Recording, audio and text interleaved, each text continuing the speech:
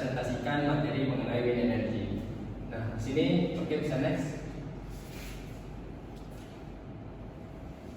Nah, di sini kelompok D kami beranggotakan 4 orang, yaitu pertama ada M. Faisal Adin sebagai ketua, lalu ada Rahmin sebagai penanggung jawab laporan, lalu ada Agustian sebagai anggota 1, lalu saya sendiri ada MB sebagai anggota 2. Next.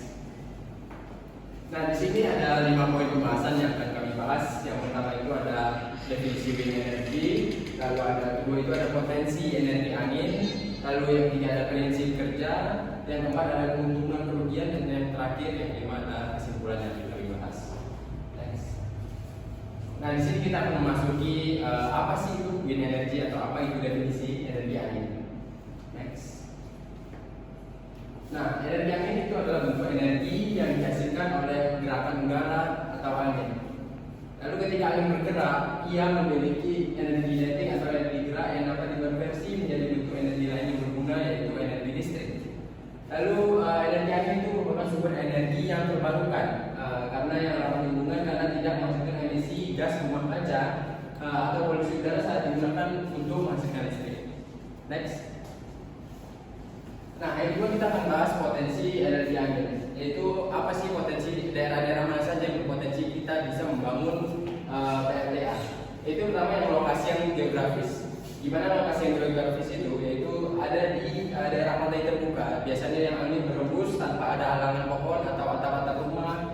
Lalu yang kedua ada variabilitas angin. Variabilitas angin ini adalah kecepatan dan arah angin dalam jangka waktu yang cukup lama. Itu stabil atau enggak. Yang ketiga ada kecepatan angin, itu faktor kunci dalam menentukan potensi energi angin. Semakin stabil kecepatan angin, maka semakin bagus pula untuk bisa dibangun sumber PLTA di daerah tersebut.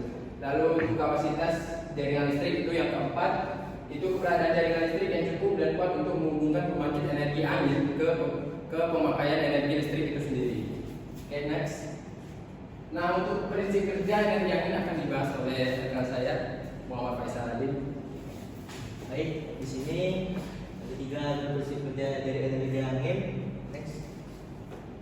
Nah, di sinilah ada beberapa dari prinsip kerja energi angin. Yang pertama, penangkapan energi angin, yang dimana turbin angin memiliki bila-bila yang panjang yang dirancang untuk menangkap energi angin. Dan yang kedua adalah rotasi bila turbin angin. Ketika angin bertiup, ia mengenai bila turbin. Itu yang ketiga, gerakan rotor, yang dimana gerakan ini berputar bila tersebut menghasilkan gerakan rotasi pada rotor turbin angin. Dan yang keempat, konversi energi mekanik, yang dimana yang digunakan adalah generator perangkat yang mengubah gerakan mekanik menjadi energi listrik. Yang kelima adalah penghasilan energi listrik, yang dimana gerakan rotasi rotor dan generator menghasilkan energi listrik. Dan yang terakhir, pengendalian dan penyesuaian, yang dimana angin memantau kecepatan angin dan mengatur putaran rotor agar tetap efisien dan aman. Next. Nah, di sini ada keuntungan dan kerugian dari energi angin. Baik, untuk topik keempat yaitu membahas keuntungan dan kerugian energi angin. Nah, keuntungan energi angin yang pertama itu energi bersih dan ramah lingkungan. Energi angin merupakan sumber energi bersih yang tidak menghasilkan emisi gas rumah kaca atau polusi udara seperti sumber energi fosil.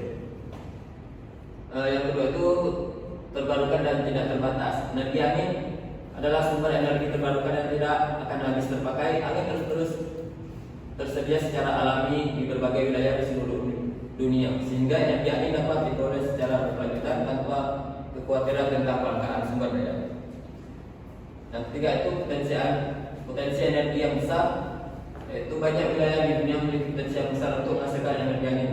Daerah pantai, pegunungan, dan daerah terbuka lainnya memiliki energi angin yang cukup kuat dan stabil untuk menggunakan turbo angin secara efisien.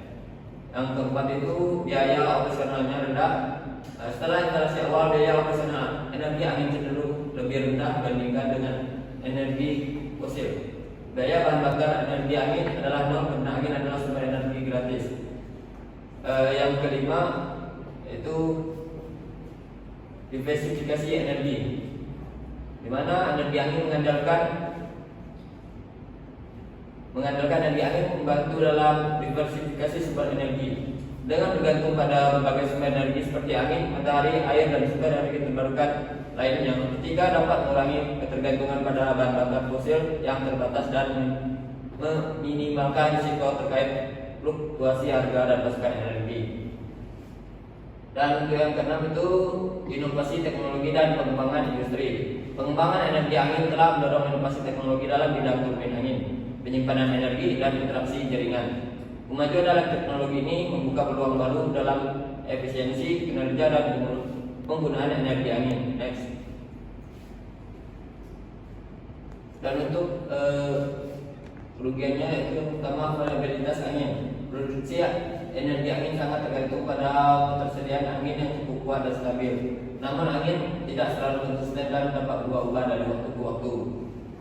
Yang kedua, dampak visual dan suara. Turbin angin yang besar dan padat biasanya memiliki efek visual yang mencolok di lanskap, terutama ketika sejumlah besar turbin angin dipasang dalam area yang luas. Turbin angin dipasang dalam area. Selain itu, turbin angin dapat menghasilkan suara yang dapat dianggap mengganggu oleh beberapa orang yang tinggal di sekitarnya. Yang ketiga itu dampak lingkungan pada satwa liar. Bangunan turbin angin dapat mempengaruhi satwa liar dan ekosistem lokal urban dalam pola. Migrasi burung dan kehilangan habitat dapat terjadi akibat pembangunan turbin angin di jalur migrasi atau daerah penting bagi satwa liar. Yang keempat, keterbatasan lokasi. Tidak semua wilayah cocok untuk pembangunan turbin angin. Lokasi yang ideal harus memiliki angin yang cukup kuat dan stabil. Yang kelima itu pengaruh terhadap masyarakat setempat. Pembangunan proyek energi angin dapat mempengaruhi masyarakat setempat. Beberapa masyarakat setempat mungkin mengkhawatirkan dampak visual, suara, dan perubahan lingkungan yang disebabkan oleh turbin angin. Yang terakhir itu biaya awal yang tinggi. Meskipun biaya operasional energi angin relatif rendah, biaya awal untuk pembangunan dan instalasi turbin angin dapat sangat tinggi. Next.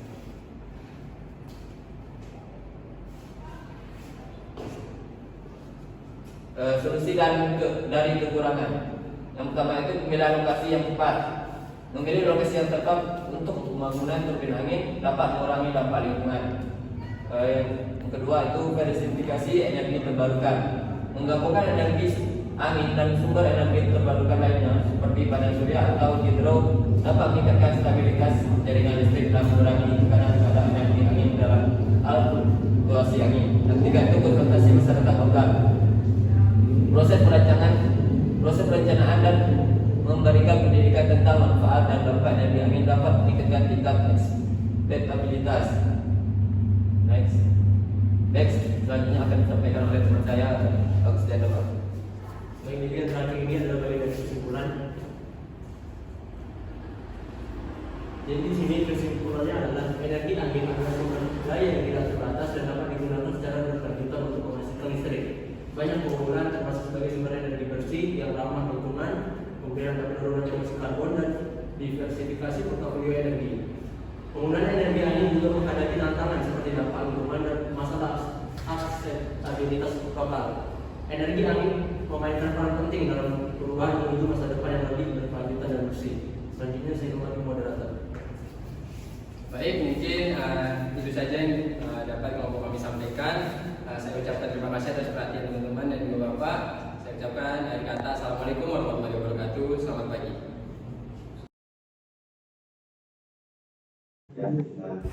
Berikut ini hasil dari makalah laporan energi angin di Kepulauan Riau yang telah kami buat. Berikut ini adalah daftar isi. Ini merupakan abstrak yang telah kami buat dari energi angin. Bab 1 pendahuluan yang dimana ada latar belakangnya di sini dan ada rumusan masalah dan juga tujuan. Bab 2 yaitu landasan teori yang dimana ada kajian pustaka.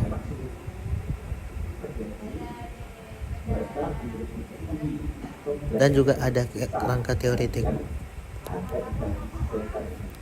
Lanjut bab 3 di sini metode penelitian di mana ada lokasi penelitian, jenis penelitian, data dan analisis penelitian, teknik pengumpulan data dan teknik analisis data. Dan yang ke bab 4 ada hasil pembahasan di mana ada sejarah energi angin dan kebijakan pemerintah terhadap energi angin. Dan yang terakhir potensi energi angin di Kepulauan Riau.